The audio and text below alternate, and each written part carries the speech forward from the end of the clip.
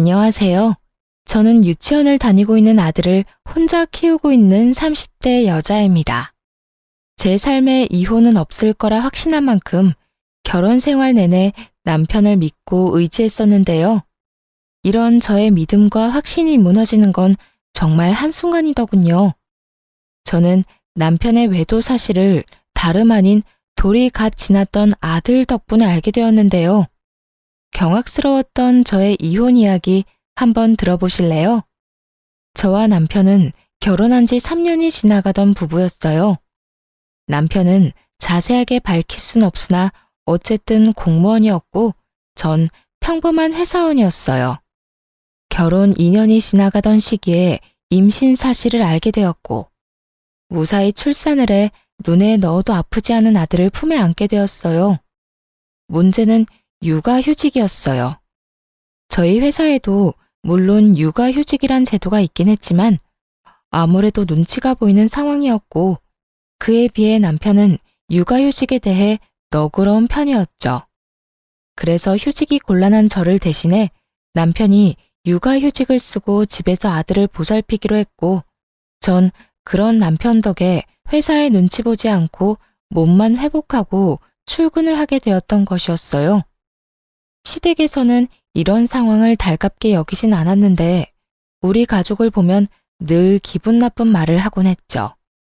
남편이 사표를 낸 것도 아니고 그저 육아휴직을 냈을 뿐인데 꼭 저를 위해 회사를 아예 그만둬버린 것처럼 말이죠. 예로부터 남자는 나가서 일을 해야 어깨를 펴고 사는 법인데 무슨 여자가 돈을 벌겠다고 저 유난을 부리는지. 자고로 여자는 집에서 살림이나 해야지 밖으로 나돌면 안 되거늘. 에이 어머님, 요즘 집에서 그냥 쉬는 여자가 몇이나 된다고요. 요즘엔 다들 결혼하고 아기 낳아도 일 다니고 해요. 넌 내 아들 집에 들여앉히고 일 다니니까 내가 이런 말을 하는 거 아니니? 조선천지 어디에 남자가 애 본다고 집에서 있고 아녀자가 밖으로 나돌면서 돈을 번단 말이냐? 어머님, 아범이 아예 사표를 쓴 것도 아니고 육아휴직을 쓴 거라고요. 언제든 복직하고 싶으면 하면 된다고요. 그러니까 그렇게 나쁘게만 보지 마시고 이해 좀 해주세요. 어머님 저 볼 때마다 매번 그렇게 말하니까 저도 어머님 뵐 때마다 마음이 불편하다고요. 네 마음 편해지라고 나는 할 말도 하면 안 되니? 하여튼 이래서 안 되는 거다. 사회생활 좀 한다고 하늘 같은 시어머니한테 말대꾸나 해대고 말이야. 아무리 좋게 설명을 해도 끝은 매번 저 모양이니 더는 말을 섞고 싶지도 않아지더군요. 말이야 바른 말이라고 저라고 아직 엄마 손길이 필요한 아기를 두고 출근을 해야 하는 상황이 마냥 편한 상황은 아니잖아요. 물론 밖에서 사람을 만나는 저와는 달리 온종일 아기와 씨름하는 남편도 힘들겠지만 저 역시 몸도 편치 않은 상황에서 일하랴 집에 와서 살림하랴 보통 힘든 것이 아닌 상황이었죠. 하지만 남편이 절 위해 육아휴직까지 쓴 만큼 저 역시 그런 남편을 위해 최대한 힘든 티를 내지 않고 퇴근하고 나선 남편을 쉬게 하려 노력했는데 저딴 말이나 들으니 기분이 좋지만은 않은 상황이었죠. 거기에다 제 기분을 가장 상하게 했던 말은 다름 아닌 이 말이었어요. 여자는 밖으로 돌리면 사고 치게 돼 있다고. 어디 가서 애 뭔 짓이나 하고 다니고 있는지 누가 알겠어? 남자, 외간 남자 말이다. 시모는 이미 제가 회사를 다니며 외도나 저지르고 다니는 여자 취급을 해댔고 저는 정말 제 몸에 카메라라도 달아서 제 치열한 하루를 보여주고 싶은 심정이었죠. 남편은 시댁에서 이런 말이 나올 때마다 이런 말을 하곤 했어요. 우리 부모님이 옛날 분들이라서 그래. 특히 엄마 사고방식이 조금 고지식해서 아마 그런 식으로 말씀하시는 걸 거야. 당신이 나가서 정말 그런 짓을 한다고 생각하는 게 아니라 그냥 말만 저렇게 하시는 것뿐이야. 멀쩡한 아들이 집에서 아기 보고 있다는 사실이 속상하셔서 하는 말이지 뭐. 그러니까 당신 너무 속상해하지 마. 마음에 담아두지도 말고 말이야. 제 마음을 달래주려고 하는 말인 걸 알면서도 계속해서 반복되는 말과 상황 앞에서 남편의 위로 섞인 변명을 들리지 않았고 저는 점점 마음이 상해갔어요. 그러던 어느 날 아들이 열감기에 걸려 고열이 나게 되었고 이 소식을 전해 들은 시모가 저에게 전화를 걸어 모든 것을 제 탓으로 돌리며 화를 내기 시작하더군요. 이래서 애는 엄마가 키워야 한다는 거야. 애 엄마라는 게 애는 뒷전이고 밖으로 나다닌다고 바쁘니 애가 감기나 걸리지. 가뜩이나 아픈 아들을 두고 출근하는 것이 마음도 편치 않고 아들과 남편에 대한 미안한 마음 때문에 눈물을 쏟아내고 싶은 심정인데 퇴근하고 집에 돌아오자마자 저딴 소리나 듣고 있으니 그야말로 폭발을 해버리고 말았어요. 어머님은 제 아들이 눈이 간지러워서 눈만 깜빡거려도 제 탓을 하실 건가요?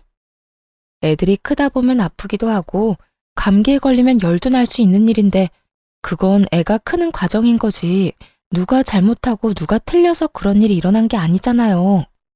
자연스럽고 당연한 일인데 왜 그걸 제 탓으로만 돌리세요? 저도요, 회사 다니고 싶어서 다니는 거 아니고요. 회사 다니고 싶은 남편 끌어다 앉힌 것도 아니라고요. 육아휴직을 먼저 내겠다고 말을 꺼낸 사람도 육아휴직을 결정한 사람도 다 남편이니 더는 저한테 이런 식으로 말하지 마세요. 너 이때까지 이렇게 할 말이 많은데 어떻게 참고 살았니? 입이 무거운 건지 속이 엉큼한 건지 알 수가 없구나. 시모는 있는 힘껏 말을 비꼬아대며 비아냥대고 있었고 저 역시 그런 시모에게 지지 않고 제 할 말을 해주었어요. 언젠간 그만하겠지 싶어 이때껏 참았는데 계속 참았다간 아들이 다 커서 장가 갈 때까지도 잘 되면 남편 덕분 뭐 하나라도 잘못되면 제 탓이라고 할 것 같아서 더는 참을 수가 없었네요. 넌 무슨 말을 그렇게 하니? 내가 또 언제 그렇게까지 네 탓만 했다고. 남들이 들으면 크게 오해하겠어. 난 전부 너를 걱정하는 마음의 한 말이었단다. 시모는 제가 한마디도 지지 않고 맞서자 그제야 한 발 물러서며 본인이 언제 그랬냐고 발뺌을 했고 전 그런 시모에게 조금 더 단호하게 경고 아닌 경고를 날려주었습니다. 어머님은 그런 의도가 아니었다고 한들 모든 걸 제 탓이라고 생각하고 절 미워한다고만 생각이 들었어요. 앞으로는 제가 이런 오해를 하지 않도록 어머님께서 조금 더 조심히 해주세요. 저 역시 그렇게 생각하지 않도록 노력할 테니까요. 그러면 들어가세요.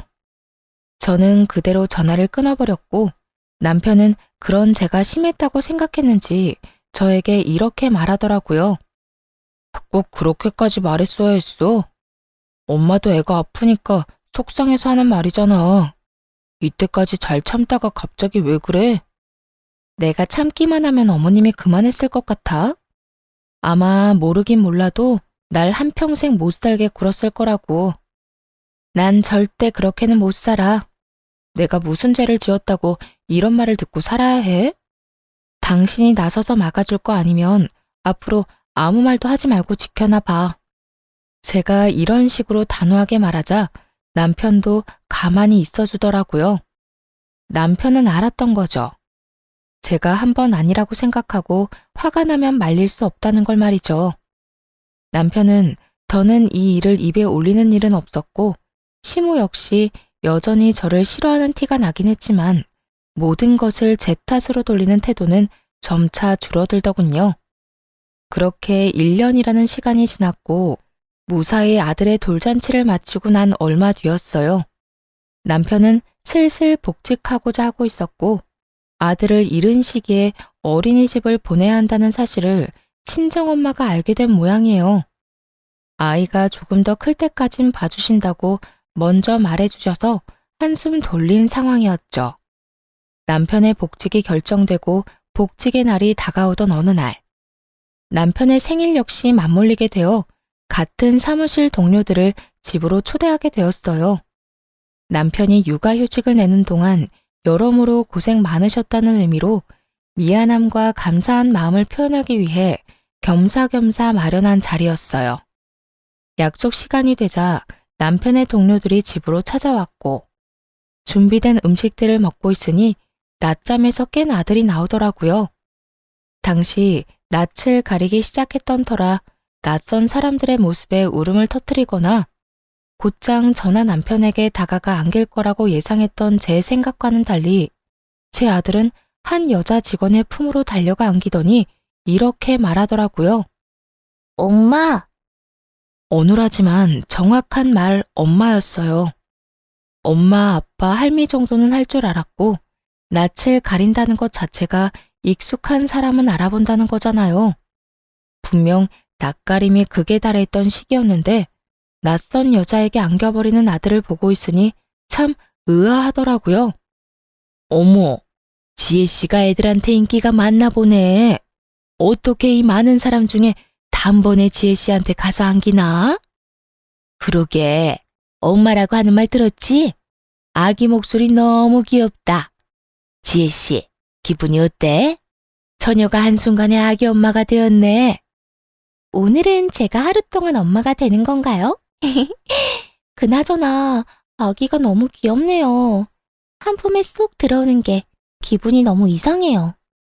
저마다 아들의 행동을 보며 귀엽다며 까르르거리며 대화를 나누고 있었고 아들을 안고 있는 여자 직원 역시 너스레를 떨며 아들을 더 꽉 안더라고요. 거기까진 그러려니 하며 아들이 그 여자 직원이 마음에 들었나 보다 애써 넘길 수 있었어요. 하지만 정말 의아한 일은 그 뒤에 일어나고 있었죠. 아들은 그 여자 직원의 무릎에 앉아 끊임없이 그 여자 직원에게 엄마라고 하고 있었고 그 여자 직원은 당황하는 기색 하나 없이 아들을 자신의 앞에 앉히고선 익숙하다는 듯 아들을 돌보고 있더라고요.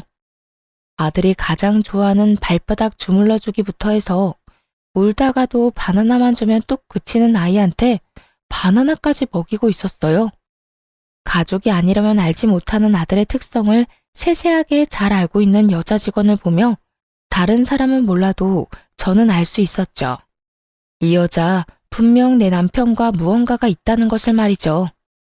거기에다 그런 제 예상을 뒷받침해주듯 남편은 지나치게 제 눈치를 살피기 시작하더군요. 전 그런 남편을 보며 더욱 제 가설을 확신하게 되었고 표정 관리에 힘쓰며 무사히 식사 자리를 마무리하게 되었습니다.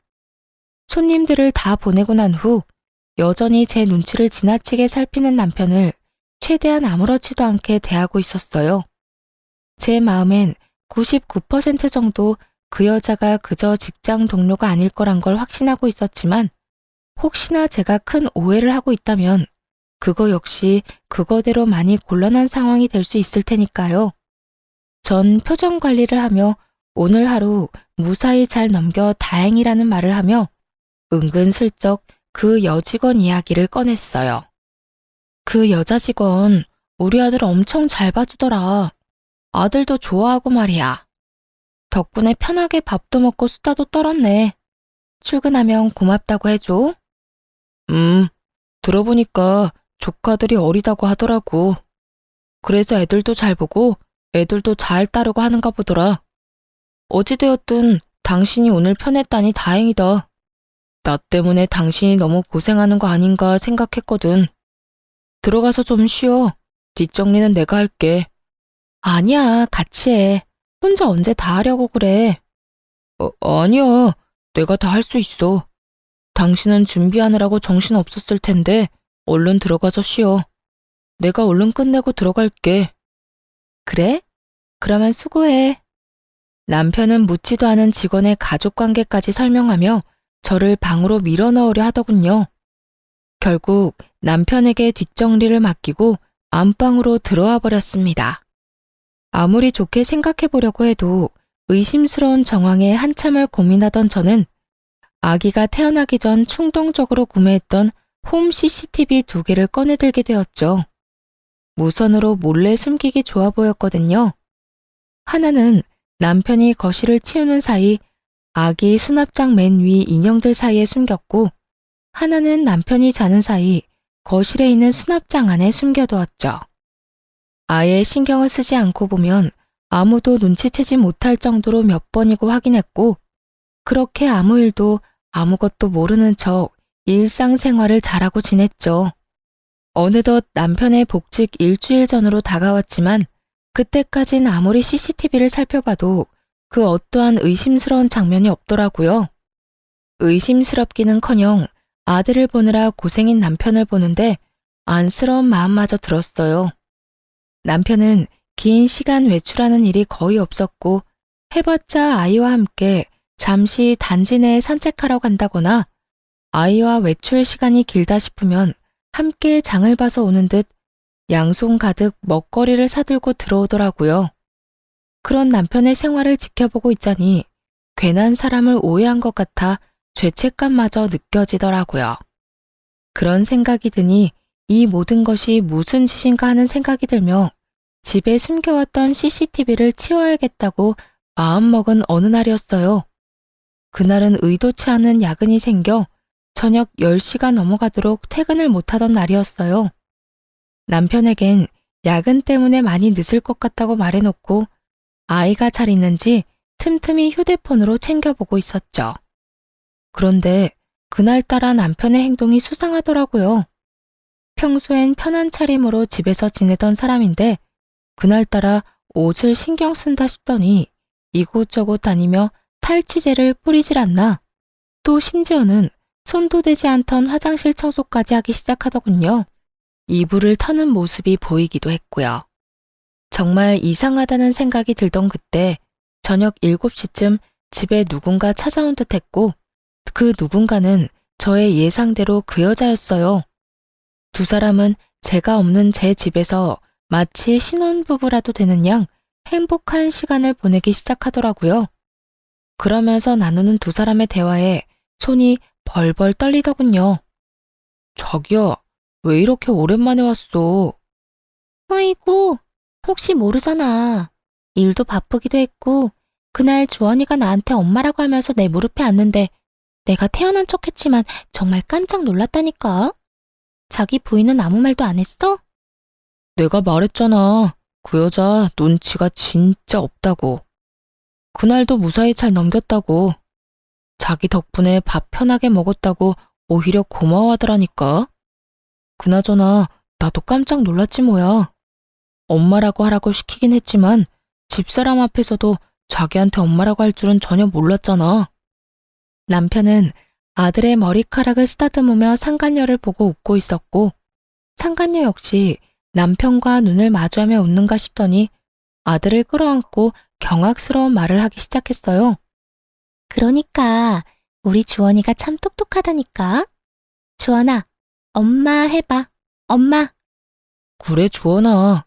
지금부터 익혀둬. 네 엄마가 될 수도 있으니까 말이야. 남편과 상간녀는 제 아들을 붙잡고 엄마라고 말하라며 시키고 있었고 아직 아무것도 모르는 아들은 그저 맑게 웃고 있더라고요. 그 모습을 보는데 정말 눈이 돌아버릴 것만 같은 기분이었어요. 그게 끝이 아니에요. 상간녀는 옷방으로 들어가 편한 옷까지 갈아입고 나와선 집 주인인 척 행세를 하는데 정말 집으로 당장 뛰어가고 싶은 심정이었어요. 그 모든 장면을 보는데 왜 제 아들이 상간녀에게 엄마라고 부르며 살갑게 굴었는지 알 것만 같더라고요. 기특하고 똑똑하다며 아들에게 관심을 주는 것도 잠시. 둘만의 시간을 보내기 시작하자 아들은 방에서 혼자 놀고 있으라며 뒷전이 되어버렸고 두 사람은 그저 세상에 둘만 남은 사람처럼 시간을 보내더군요. 그런데 자기야, 자기 정말 이혼할 거야? 너? 자기가 원하면 이혼이든 뭐든 다 할 수 있지. 자기는 내가 이혼하고 자기랑 살았으면 좋겠어? 나야 그러면 좋지. 이혼을 하더라도 최대한 조용하게 잡음 없이 해야 해. 당신 부인이 알면 위자료는 둘째치고 우리 일에도 지장이 생길 수도 있다고. 그래, 나도 알아. 그런데 집사람은 걱정도 하지 마. 지금쯤 아무것도 모르고 열심히 일만 하고 있을 테니까 말이야. 어쨌든 나도 조용히 빠르게 이혼할 수 있는 방법을 찾고 있으니까 조금만 더 기다려줘. 당연하지. 언제까지든 기다릴 테니 이혼하고 오기나 해. 두 사람은 제가 모든 것을 듣고 보고 있다는 사실은 상상치도 못한 채 저와의 이혼을 계획하고 있었고 그 모습을 보는 저는 분노로 몸이 다 떨려왔어요. 그렇게 전 모든 상황들을 보며 이혼을 결심하게 되었고 아들을 뺏기지 않고 보호하고자 계획을 세우게 되었죠. 들어보니 남편은 아들을 본인이 키우고 싶어 하는 것 같았고 상간녀는 그런 남편의 말에 동의하는 척은 하지만 진심은 그게 아닌 듯 했습니다. 남편이 잠시 화장실을 가거나 하면 다가오는 아들을 밀어내기 바빴으니까요. 모든 증거를 확보한 저는 회사를 며칠 쉬기로 하고 변호사를 만나며 이혼을 준비하기 시작했어요. 남편의 외도로 비롯된 이혼이기도 하고 상간녀의 행동, 남편이 아들이 있는 장소에서 외도를 저지른 점, 거기에다 두 사람의 시간을 보내느라 우는 아들을 그냥 방치한 점 등 여러 가지 증거로 볼 때 양육권은 제가 가지고 올 확률이 거의 확실하다고 했지만 더 확실하게 양육권을 가져올 증거가 필요했어요. 그래서 남편을 시댁으로 불렀고 시댁에서 확실하게 제 양육권을 확보하기로 했죠. 아들을 친정에 맡기고 온 남편이 시댁으로 들어왔고 전 남편 놈이 들어오자마자 남편의 싸대기를 시원하게 날려버렸죠. 순식간에 일어난 일에 남편과 시모는 멍하니 보고만 있었고 시모는 목덜미를 잡고 개거품을 물고 있더라고요. 너 이게 무슨 짓이야? 감히 내 앞에서 누구 얼굴에 손을 대는 게야? 네가 정녕 미친 거야? 어머님, 미친 사람은 내가 아니라 이 사람이에요. 제 말에 남편은 억울하다는 듯 저를 보며 득달같이 따지고 들기 시작했어요. 내가 뭘 잘못했는데 다짜고짜 이러는 거야? 내가 갑자기 왜 이러는지 조금도 짐작이 안 가니? 그만큼 당당한 거야? 아니면 워낙 잘못한 게 많아서 뭘 말해야 할지도 모르겠는 거야? 말을 해. 당신이 아무 설명도 없이 이러는데 내가 어떻게 알아? 정확히 설명을 해보란 말이야. 아, 그래? 그러면 이거 좀 볼래?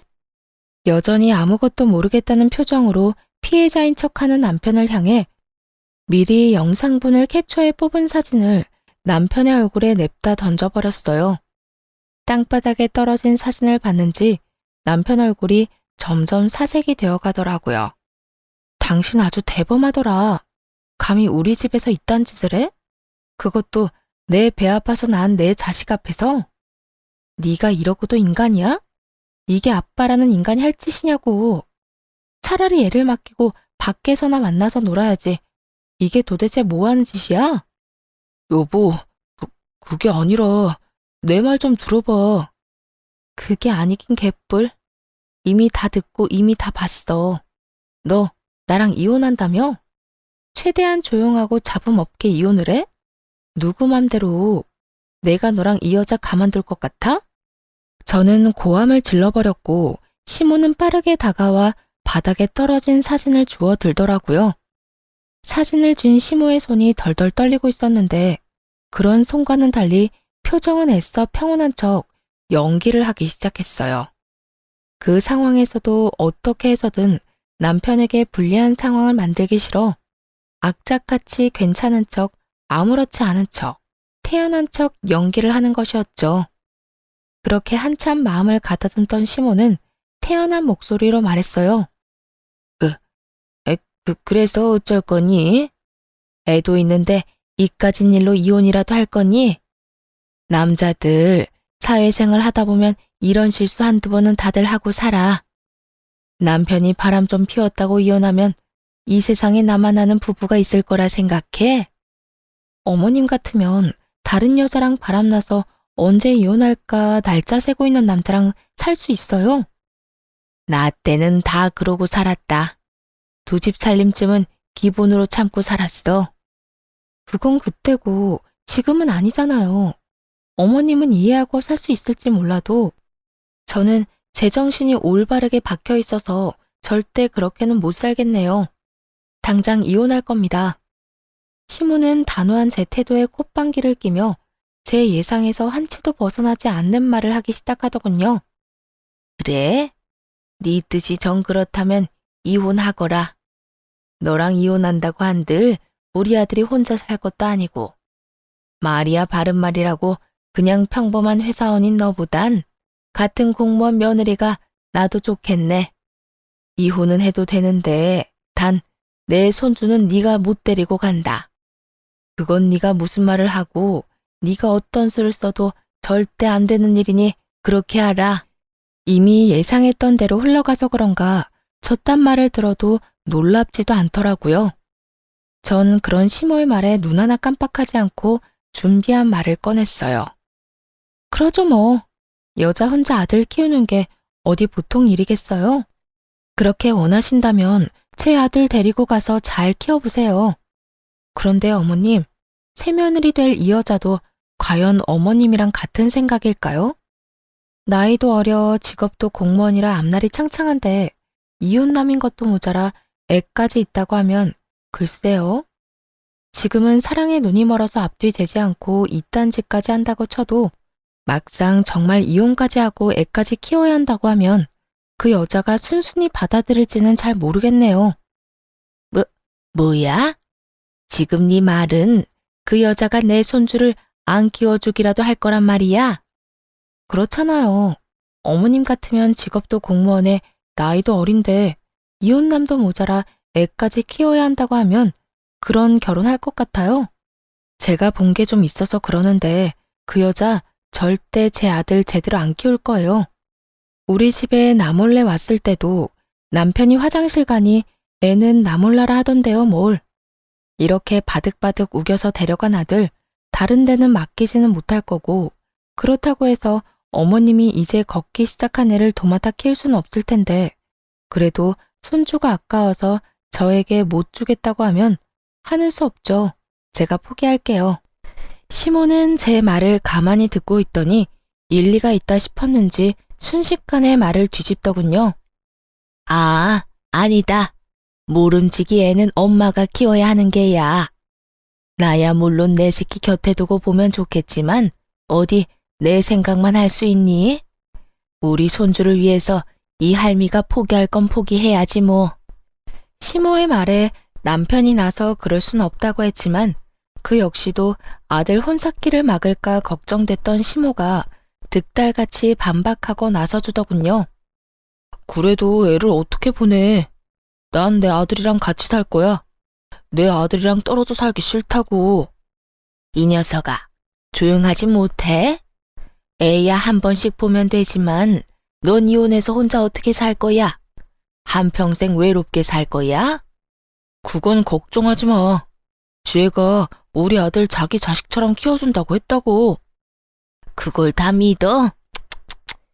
지금이야 너한테 눈이 멀어서 애가 어려도 뭐든 다 하겠다고 말하겠지만 막상 너 이혼하고 네가 아쉬운 처지 돼봐라. 그때도 네 말처럼 애 키운다고 말이 나올지. 그리고 너희 살면서 애라도 생기면 어떻게 할 거야? 여자는 제 배 아파 낳은 자식한테 손길 눈길 한 번씩은 더 가게 되는 법이야. 설마 우리 지혜 그런 여자 아니라고. 그런 여자라서 그렇게 행동하는 게 아니라 그런 상황이니 그렇게 행동할 수밖에 없다는 걸 왜 몰라 이 녀석아. 괜히 애 때문에 상황 시끄럽게 만들지 말고 그냥 넌 홀가분하게 애 주고 와서 깨끗하게 새 출발해. 시모의 반박 불가한 말에 남편은 어느새 수긍하며 고개를 끄덕이고 있었고 전 마음속으로 쾌재를 불렀습니다. 만약 그럼에도 시모와 남편이 양육권을 가지려 우겨대면 읊어주려고 미리 작성해왔던 변호사님의 자문도 주머니 속에 있었거든요. 뭐 귀찮은 일은 덜었던 것이었죠. 그래, 그러면 우리 아들 양육권은 당신이 가져. 그 대신 우리 아들 잘 키워야 한다. 정말 잘 키워야 해. 어쩔 수 없지 뭐. 그런 걱정은 하지도 마. 그래도 내가 엄만데 남보다 내가 더 지극정성으로 키우지 않겠어? 당신은 이상한 걱정하지 말고 이혼이나 잘 준비해. 그렇게 양육권 문제도 마무리되었고 그 자리에서 양육권 포기 각서도 받았습니다. 물론 양육권을 포기한다는 모든 대화 내용도 녹음을 따로 해두었고요. 양육권을 확보하게 된 저는 이혼 절차에 박차를 가했고 소장이 다 작성되던 그날 바로 이혼 서류와 상간녀 소장을 가지고 직접 남편과 상간녀가 일하는 사무실로 찾아갔습니다. 그날은 남편의 복직 첫날이었기에 여러모로 기념스러운 날이 되려고 그날로 정했던 것이었죠. 아침 일찍 사무실로 찾아가니 때마침 사람들이 다 모여 남편의 복직을 환영하고 있더라고요. 이혼도 코앞으로 다가왔겠다. 회사 복직도 했겠다. 입이 찢어질 듯 웃고 있던 남편과 상간녀는 저를 보자마자 얼굴이 새파랗게 질려가더군요. 당신 여기까지 무슨 일이야? 무슨 일은 직접 줄 게 있어서 이렇게 왔지. 이렇게 말한 저는 손에 들린 서류 봉투를 흔들었고 남편은 어떤 것임을 짐작했는지 저를 끌고 나가려고 안간 힘을 쓰더라고요. 이렇게 쉽게 끌려나가려고 그 아침 대바람부터 찾아온 것이 아니었잖아요. 전 초인적인 힘을 발휘해 남편을 뿌리치곤 남편의 얼굴엔 이혼 서류를, 상간녀의 손엔 상간녀 소장을 쥐어줬어요.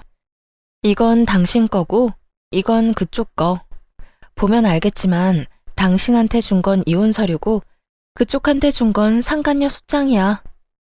제 입에서 상간녀라는 단어가 나오자 사무실엔 정적이 흐르고 모두가 놀란 토끼 눈을 하며 남편과 상간녀를 번갈아 보더군요.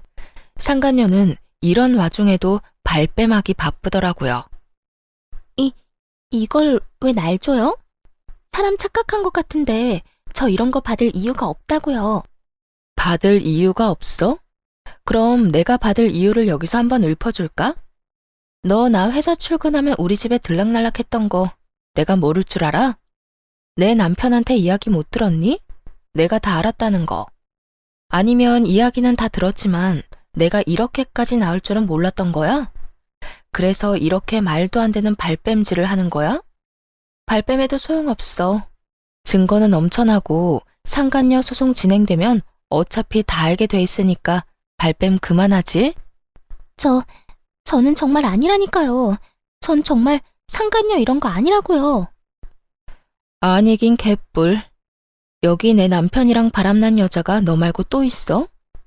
헛소리 그만하고 소장 주인 제대로 찾아간 거 맞으니까 내용 잘 읽어보고 위자료나 제대로 준비해. 알겠어? 상간녀가 아무 말도 못하고 몸만 부들부들 떨고 있으니 남편은 도저히 안 되겠다 싶었는지 다시금 저를 바깥으로 잡아 끌기 시작하더군요. 이제 모두가 알게 되었는데 대체 무슨 뻔뻔함으로 나를 잡아 끄는 건지. 그 손길이 너무 더럽고 추악하게 느껴졌던 저는 팔을 신경질적으로 쳐내며 말했죠. 이거나 어디서 감히 내 몸에 손을 대? 네가 가지 말라고 해도 내 할 일은 다 했으니 이제 갈 거야. 제가 방향을 틀자 남편 놈은 저만 들리게 아주 작은 소리로 이렇게 말하더라고요. 갈 때 가더라도 사람들한테 다 오해라고 설명하고 가야 할 거 아니야. 이대로 가면 나랑 지혜는 어떻게 해? 당신 때문에 일 그만두게 되면 당신이 책임질 거야? 어쩌면 인간이 이렇게나 뻔뻔할 수가 있는지 그 순간 멍하더라고요. 어쩌다가 인간이 이렇게까지 변했나 싶기도 하고요. 어이없다는 듯 남편을 쳐다보다 큰 소리로 고함을 치고 사무실을 나와버렸습니다. 야, 뭐? 오해? 너랑 저 여자 바람 피운 증거가 차고도 넘치는데 오해는 무슨 오해야. 그리고 너희가 불륜 저질러서 일 못하게 된 걸 왜 나한테 책임을 지래? 정신 차려. 내 인생 망친 너희들이 나한테 어떻게 해줘야 하지. 너희한테 내가 해줄 건 복수 말곤 없다 이거야. 할 일을 무사히 마친 저는 집으로 돌아와 버렸고 그 후 본격적인 이혼이 진행되었어요. 저는 두 사람 모두에게 위자료를 받게 되었고 양육권 재산 분할까지 제가 원하는 대로 이혼을 마쳤죠. 전 남편과 상간녀는 불륜 사이가 기정사실화되었고 당연히 내부 징계를 통해 힘들게 공부해서 된 공무원이란 직업을 그만두게 되었죠. 그렇게 직업만큼은 지키고 싶어 하더니 제 계획대로 다 이루어져서 얼마나 기뻤는지 모릅니다. 재판을 통해 이혼이 확정되는 날 전 남편과 상간녀가 백수 신세가 되었단 걸 알았는지 시모에게 전화가 와 온갖 악담을 퍼부어대더군요. 네가 그러고도 사람이야? 그냥 조용히 이혼이나 하면 되지. 거길 왜 찾아가서 우리 귀한 애들 백수로 만들고 난리야? 너 어떻게 책임질 거야? 우리 아들이 몇 년을 공부해서 어떻게 된 공무원인데? 네가 다 책임져. 네가 다 책임지라고. 내 진짜 개념 없는 아줌마인 건 알고 있었지만 이 정도인 줄은 몰랐네. 잘못을 했으니 그 모양 그 꼴이 된 걸 왜 나한테 책임지래요? 공무원이나 되는 양반이 불륜 저지르고 조강지쳐 버릴 생각이나 하니까 그 모양 그 꼴이 된 거라고요. 너 지금 말 다 했니? 개념이 없어? 개념은 네가 없겠지. 양육권도 넘겨줬으며 고맙다 하고 조용히 이혼해주면 다 좋았을 일을 이렇게까지 일을 키워서 내 아들 앞길까지 망쳤어야 했어? 시모는 본인이 한 말이 기억도 나지 않는 것인지 양육권을 저에게 인심 써서 넘겨줬다는 듯 말하더군요. 그 어미의 그 자식이라더니 두 사람 다 한 채의 틀림도 없이 정신을 못 차리고 말이죠. 말은 똑바로 하세요. 양육권을 준 게 아니라 혹시나 그 귀한 아들 재혼하는데 걸림돌이 될까봐 떠넘겨버린 거 누가 모를 줄 알아요? 떠넘기긴 누가 떠넘겼다고 그래? 내가 그때도 말했다시피 애는 엄마가 키우는 게 맞으니까 마음이 아파도 보낸 거였다. 어디 그 말만 했나요? 애는 홀가분하게 엄마 줘버리고 깨끗하게 새 출발하고도 했잖아요. 그 말이 네 발목 잡기 전에 보내라는 말이랑 뭐가 다른가요? 이거 봐라.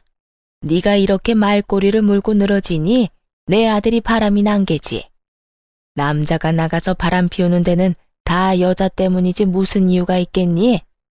그러니까 너도 내 아들 욕하고 다니지 말고 네 반성이나 하면서 살아. 내가 진짜 이렇게까지 안 하려고 했는데 하는 꼴 보니 더는 못 참겠네. 이보세요 아줌마. 아줌마가 그따위로 아들을 키우니까 그 모양 그 꼴이 된 거라고요. 그리고 내 입으로 내가 무슨 말을 하고 다니든 아줌마가 무슨 상관이에요? 나한테 신경 끄고 아들하고 새로운 며느리한테나 신경 쓰고 살라고요. 그리고 그렇게 금쪽 같은 아들한테 말 좀 전해줄래요? 백수가 되었든 말든 재혼을 하든 말든 난 관심 없는데 양육비나 똑바로 잘 보내라고. 그러면 끊을게요. 그 후 얼마 지나지 않아 전 남편과 상간녀의 재혼 소식이 들려오고 저에게 위자료를 주느라 꽤 큰 돈이 나간 두 사람은 시댁에 합가를 해서 신혼 살림을 시작했다는 이야기를 들을 수 있었어요.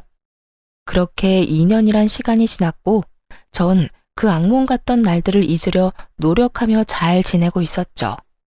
이사도 해버렸고 연락처도 진작 바꿔버려 더는 연이 닿을 일이 없을 거라 생각했는데 술에 취한 전 남편이 새벽에 집으로 찾아온 것이 아니겠어요? 여긴 어떻게 알고 찾아온 거야? 아, 술 냄새. 술 먹었니? 나 술 좀 먹었어. 여긴 여기저기 묻고 물어 알아냈지. 술 먹다 보니까 우리 아들이 너무 보고 싶어서 말이야. 우리 아들 잘 지내지? 술에 취한 전 남편은 아들 타령을 하며 집으로 들어오려고 했고 얼른 그런 전 남편을 밀쳐내버렸어요. 양육비는 고작 6개월 주고 잠수를 타버린 놈이 어디서 감히 아들을 입에 올리는 것인지 아직도 정신 못 차렸구나 싶더라고요. 집으로 들어오려다 제지를 당한 전 남편은 현관문에 기대더니 갑자기 하소연을 하기 시작하더군요. 나 와이프랑 하루가 멀다고 싸운다. 요즘 같아선 이렇게 싸우려고 그 꼴을 다 보고 재혼을 했나 싶다니까. 그렇게 좋아 죽어서 아들까지 버리고 이혼했으면 보란듯이 잘 살기나 하지 싸우기는 왜 싸워? 그러게나 말이다. 내가 두 여자 사이에서 피말라 죽을 것만 같아. 엄마는 엄마대로 잘 살고 있는 아들 인생 말아먹은 여자라고 와이프 구박하고 와이프는 와이프대로 멀쩡한 처녀 꼬셔서 이 모양 이 꼴로 살게 만든 게 누군데 누구 보고 책임 전가하냐고 따져묻고 어느 사람도 지려고 하질 않는다니까. 그렇게 싸우고 나면 그 화를 우리 반까지 가지고 와서 나한테 짜증을 내니 우리도 싸우게 되고. 내가 요즘 정말 미치겠다. 전 남편은 웃기지도 않게 저에게 부부싸움을 한 이야기를 꺼내더군요. 그래서 요즘 그렇게 싸운다고 하소연이나 하려고 찾아왔니? 그것도 이 새벽에? 아니, 그렇게 힘들다 보니 우리 아들이 너무 보고 싶더라고. 그래서 찾아왔지. 그래서 말인데 잠시 얼굴만 좀 보여주라. 응? 밀고 들어오려는 전 남편을 최선을 다해 막아서며 양육비 이야기를 꺼냈죠. 얼굴 같은 소리 하네. 내가 너 양육비 청구 소송하려다가 네 인생이 불쌍해서 참고 있는 거야.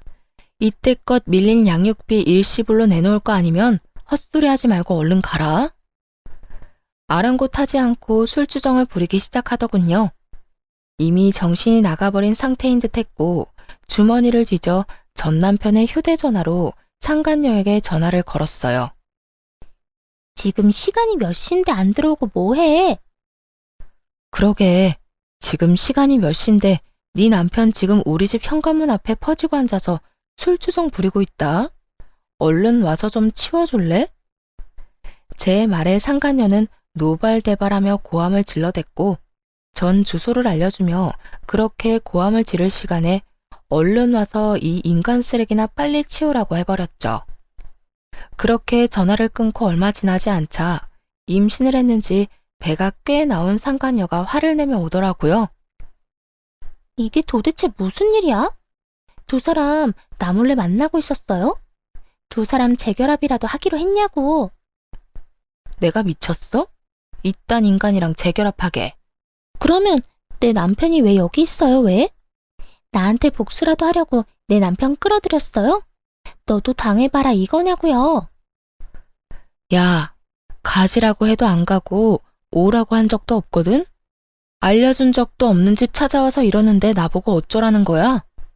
난 네 남편한테 아무런 감정도 없으니까 제발 좀 데리고 가고 앞으로 네 남편 단속이나 좀 잘해.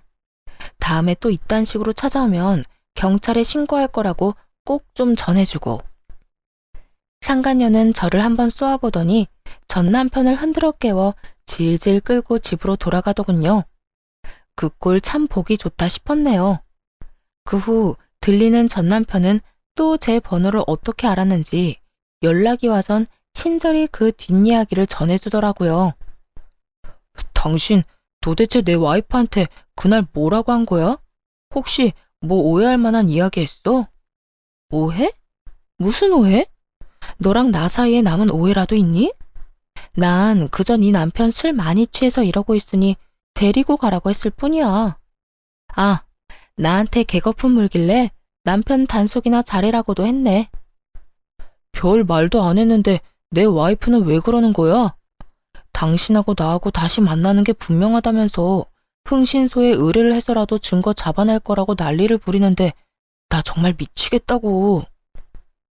도대체 우리 집이랑 전화번호 누가 알려줬는지 모르겠는데 이딴 말이나 하려고 전화했니? 술도 다 깬 것 같으니까 다시 한번 말할게. 너 나한테 연락하고 찾아오려거든 밀린 양육비 다 내놔. 양육비는 꼴랑 6개월 주고 입 닦아놓고선 어디서 양심도 없이 연락질이야? 네 부인이랑 싸우든 말든 난 관심도 없으니까 찾아오지도 말고 연락도 하지 마. 한 번만 더 연락하거나 찾아오잖아?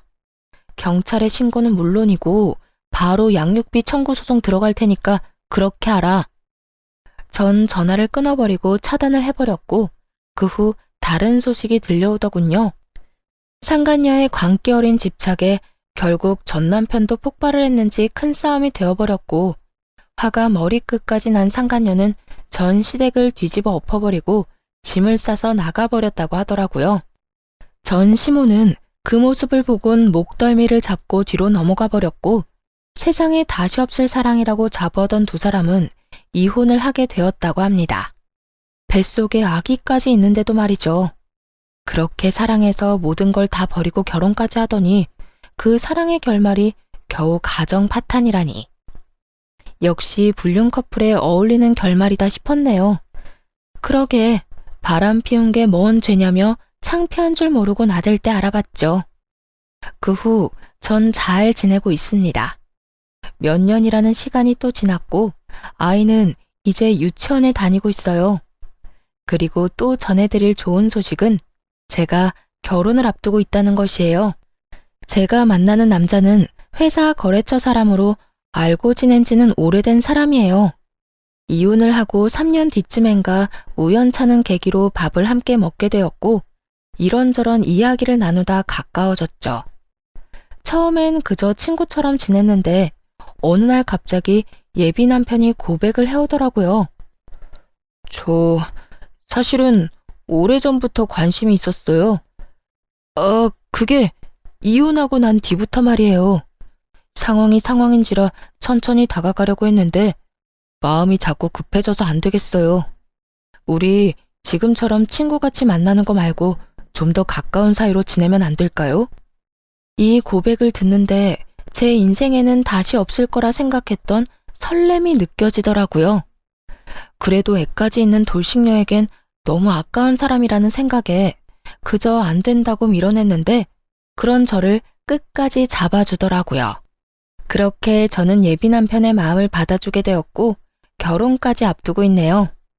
배려심도 깊고 무엇보다 제 아들을 친자식처럼 아끼고 사랑해주는 제 예비 남편에겐 남다른 아픔이 있는데요.